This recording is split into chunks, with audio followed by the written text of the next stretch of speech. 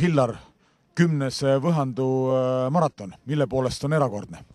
No kindlasti osavõtjate arvu poolest, et rekordarv osavõtja arve, et täna on circa 600 paati veel umbes 1300 inimesega,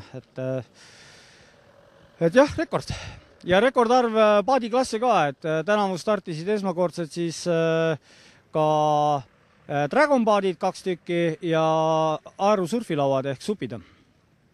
Kas hommik seni on sujunud viperusteta, et kõik on läinud plaanipäraselt või peakorraldajal ikka kipub ootamatusi ka ette tulema? No eks ta päris närviline ole ja siin järve peal juba 2 sellist väikest ümberminemist, mis tekitasid ka sellist parajat elevust, et õnneks oli meil mootorpaat kohe kohal ja päästis ära inimesed, nii et esimesed paar katkestajat on ka juba kirjas. Kuidas vee- ja ilmaolud? Veeolud on paremad kui eelmine aasta, et jõe keskjooksul on veetase circa pool meetrit kõrgem kui eelmine aasta, et kivid, mis eelmine aasta olid väljas ja pidi slaalomit sõitma, siis täna saab sealt lihtsalt üle sõita. Et veeolud on oluliselt paremad ja loodame, et tuleb kiirem sõit kui eelmine aasta. Kui 10 aastat tagasi mõne paatkonnaga, paarikümne paatkonnaga seda üritust alustasid, kas oskasid arvata ka, et see kunagi võib nii suureks sündmuseks, ma julgeksin öelda, kujuneda? Kindlasti ei, ütleme nii, et see on üle ootuste, et kunagi, kui me Sikten sillaga esimest korda siin teisel pool järve paadi vette lükkasime ja proovisime, see oli aasta 2005, et kas see asi on üldse võimalik ja kui 14 tundi 56 minutit hiljem Räpina rannas nii-öelda Lämmijärvel kaldale kanuu lükkasime, siis ütlesime, et see on võimalik ja me teeme selle ära, siis me arvasime, et kui tuleb 50 paati, et see on nagu lageda lagina ja tuli 23 esimesele, 34 teisele ja kolmandal oli juba üle 100 ja edasi on pidurdamatult läinud see asi, et ütleme nii, et sellise rahva hulga juures ja sellise paatide arvu juures hakkab esile kerkima probleeme, mida ei osanud ette nähagi. Et liiklus, mis ei ole isegi seotud paatidega, liiklus just on üks suurimaid kitsaskohti, autod ei mahu ära. Sa ise veespordi harrastajana, kas julged öelda, et veespordi populaarsus Eestis, jõe, järve ja mereriigis on märgatavalt kasvanud viimaste aastate jooksul? Jah, arutamine on kindlasti palju populaarsemaks saanud, kui ta kunagi varem on olnud. Ja just, ma ei räägi nagu tipparutajatest, aga just ütleme sellise rahvaspordi tasandil, et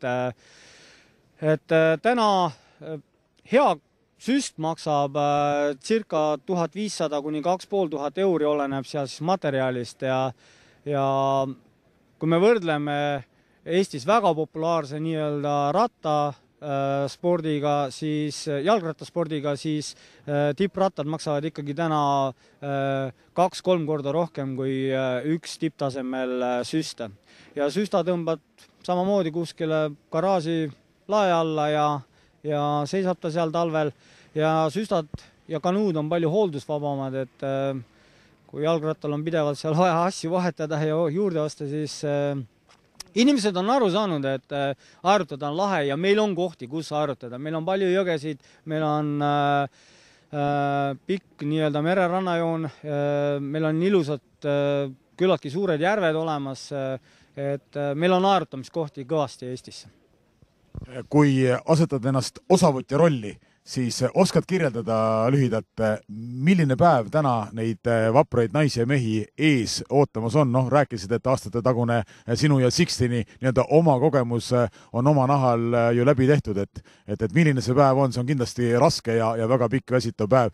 Paljud paatkonnad ju finišeeruvad pimedas. Eks ta nii ole, et seda raskust on väga ütleme keeruline hinnata, et kindlasti tegijatele on see maraton natukene lihtsam kui võib-olla inimestele, kes igapäevaselt ei ole puutunud kokku aerutamisega. Võib-olla nad on piirdunud mõne kanuumatkaga, siis neile on kindlasti see natukene keerulisem. Keeruline on kindlasti ka neile, kes otsustavad mingil põhjusel ujuma minna, aga me oleme teinud endast kõik oleneva, et inimesed võiksid turvaliselt selle maratoni läbida. Meil on olemas päästemeeskonnad, kes kontrollivad. Selge on see, et iga kurve, iga kivi juurde ei saa panna inimest, aga ülevaade on meil maratonist olemas. Meil on lõpupaat, kes ka kohe varsti läheb veele ja peale seda paati on maraton lukus ja ütleme nii, et kõik, mis rajal toimub, jõuab ka meieni. Ja viimased paatkonnad finišeeruvad sõna otseses mõttes 24. tunnil, 24 tundi on kontrollaeg ja viimastel aastatel on viimased paadid sinna kontrollaega mahtunud. Jah, et ütleme nii, et kui Räpina punkt läheb kell 3 kinni öösel, siis tõesti seal kella 2 ajal, poole 3 ajal öösel on viimased, kes on sealt läbi läinud ja circa tunni poole teise pärast nad alles finišisse jõuavad, nii et jah, kuskil 3:30 on see öösel see kellaaeg, kui viimased jõuavad, et sealt enam tõesti ei ole mõni tund veel ja siis on juba kontrollaeg ka läbi. Aga soovime sulle toimekat päeva ja et kõik läheks ilma viperusteta. Aitäh ja kõigile aerutajatele jõudu ja olge mõistlikud veel. Aitäh!